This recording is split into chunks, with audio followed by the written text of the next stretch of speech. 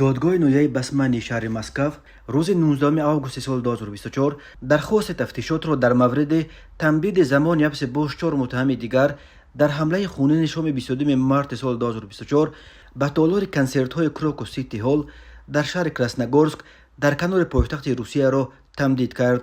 در آن حمله 145 نفر کشته شد.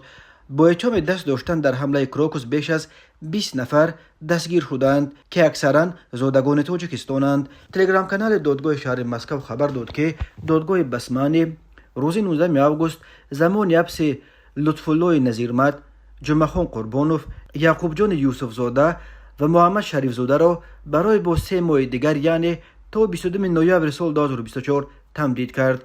این 4 زاده تاجیکستان به کمک رساندن به عاملان اساسی حمله کراکوس عیبدار می شوند.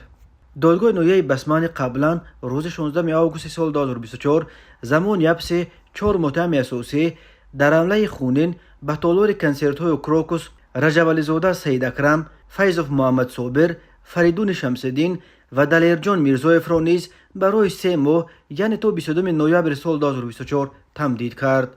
مسئولیت حمله تروریستی شام 22 مارس سال 2024 در شهر کراسنogorsk را سازمان تروریستی ولایت خراسان که پایگاه اساسیش در افغانستان جایگیر شده است و آن را شعبه شرقی داعش نیز مینامند به دوش گرفت.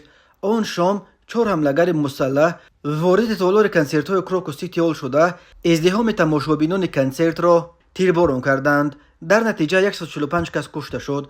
مقامات روسیه میگویند که در رابطه با این حمله 20 نفر را دستگیر کردند. قریب همه آنها از جمله 4 نفری که تفتیشات حملهگر اساسیشان میشمارد زادگان تاجیکستانند. متاسفانه وقتهای آخر زادگان تاجیکستان به یک نیروی اساسی ضربه‌زن برای داعش و ولایت خراسان تبدیل یافتند و چندین حمله آخرین این گروه‌های تروریستی در کشورهای گوناگون با دست جنگجویان تاجیکستانی انجام داده شدند.